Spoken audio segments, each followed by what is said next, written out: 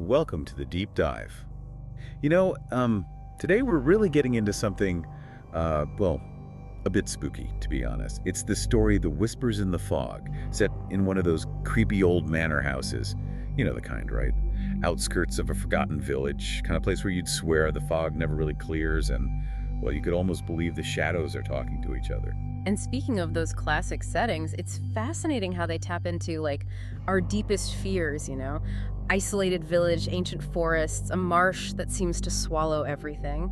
It's like the author's setting the stage for chills right from the start. Totally. And they don't waste any time either. Right from page one, you're practically shivering, feeling that dampness. The manor itself, it's almost like another character, dark, crumbling, but still kind of majestic in its decay, the author writes. Ooh, that's good. That's got layers to it. It's like that weird beauty in things falling apart, you know?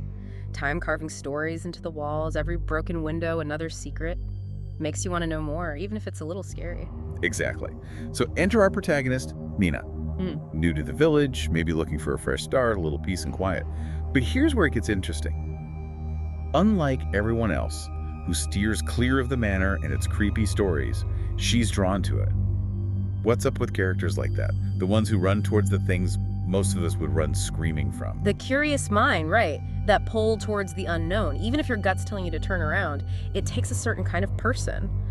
Brave, maybe a little reckless, depending on how you see it. I mean, I like a good mystery, but a house with that kind of reputation, I'd be bringing like a whole team and a priest, not just wandering in. Yeah. But not Nina.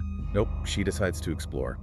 And not on a bright sunny day either. Oh no, it's a thick, foggy October evening just to make it extra creepy. Naturally. What's a good ghost story without a little mood lighting, right? Fog's perfect for that. It's like it hides things, blurs the lines between what's real and what's, well, you know. Yeah. Makes it easier to believe anything could be out there hiding. Okay, so picture this. Nina's at the front gate now. Fog's thick as soup. You can hear the trees creaking, the gates hanging open, like an invitation. Or maybe a warning. Maybe both. It's like the story is pulling you in two directions at once. That's what makes it work so well. You want to see what happens, but you're also kind of terrified. Classic Gothic stuff, building the suspense. So, Nina's standing at the front door now, fog swirling around. Everything dead silent except for the wind. Yeah. And the door's slightly open. Now, me, I'd be halfway back to the village by now, but Nina, she takes a deep breath, tells herself it's just the wind, and steps inside. That's it. That's the point of no return. She's crossing a line, you know, confronting her fears, even if there's something really messed up waiting on the other side. Makes you wonder, what would you do? I'd be running. But Nina, she's braver than me. So she steps inside, and instantly the whole atmosphere changes. The air's thick and stale, smells like, I don't know, damp wood and old secrets. That eerie silence. Intimate. The author knows how to set a scene. Absolutely, and it's all those little details that get you. That musty smell, it's like the house is breathing. Every creak and groan, you can't help but wonder, what was that? It's brilliant. And as she's walking deeper into the house, she finds herself in this big old sitting room. There's a dusty gramophone in the corner, fireplace is cold, and on the walls, these old portraits. It's like time just stopped in there, you know? It's like those objects, they hold echoes of what was, you know. That gramophone, silent now, but you can almost hear the music, the cold fireplace, all those stories it could tell. Makes you think, what happened here? Right. And just when you're really starting to get freaked out, Nina catches a glimpse of a figure in the shadows. Turns out it's just a coat rack, but for a second, your heart leaps into your throat. It's like our brains are wired to see danger, even when there's nothing there. Especially in a place like that, you know?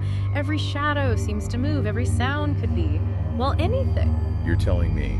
And as if to prove your point, just as she's starting to relax a little, the gramophone in the corner, it starts playing. Oh, no, no, no. See, that's just wrong. Gramophones, they're all about memories, right? The past.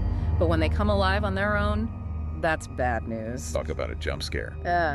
And it gets worse. Before she can even react, the door slams shut. She's trapped. The room that felt like a time capsule just became a prison. That's the thing about horror, it flips the script. One minute you're curious, the next you're desperate to get out. And as if being stuck with a possessed gramophone wasn't bad enough, that's when Nina starts to hear them, the whispers. Coming from the walls, just snatches of sentences, but creepy as hell. Classic. Disembodied voices, like whatever's in the house is trying to communicate, but not clearly. Just enough to scare the life out of you. It really messes with you, you know?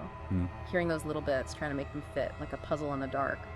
Creepy puzzle, I mean. Yeah, and the story gives us just enough. Indistinct at first, but soon she can make out fragments. Yeah. She's here. She won't leave. Not like the others. Like, who is she? What happened to these others? The author's good at this stuff, keeping you hooked. Oh yeah, it's like breadcrumbs, but leading you deeper into the woods, not out of them. Smart move, keeping Nina and us totally engrossed. Total spiderweb situation. And just when it's getting almost too much to handle, everything stops.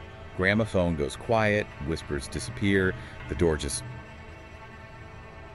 swings open like nothing happened.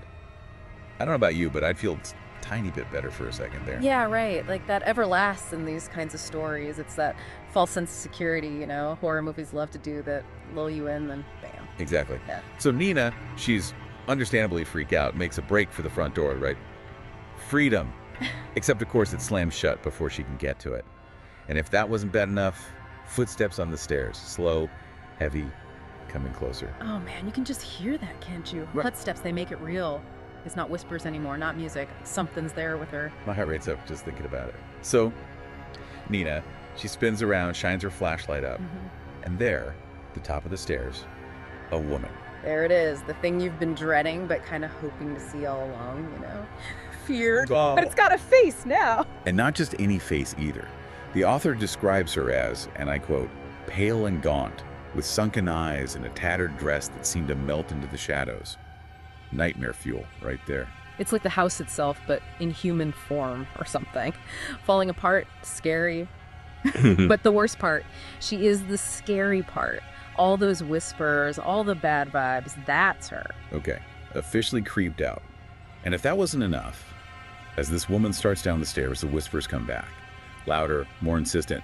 She's coming, they say. Oh man, now they're connected to her, like they're enjoying this, you know, like we've been waiting for you, playtime's over. So creepy. It's like the story saying, you can't unhear this, you're in too deep now. And of course, because the universe hates Nina, that's when her flashlight decides to die. Total darkness. Oh no way, darkness. That's like game over, man. It's primal, right? We need to see. Right. The story's like, nope, you don't get to rely on your senses anymore. Good luck. And for us listening, reading, we're right there with her. No more watching from a safe distance. We're feeling it out now. The sounds, the tension. That's how they get you. And get this, just as she's trying to figure out where she is, even which way to run, something grabs her wrist.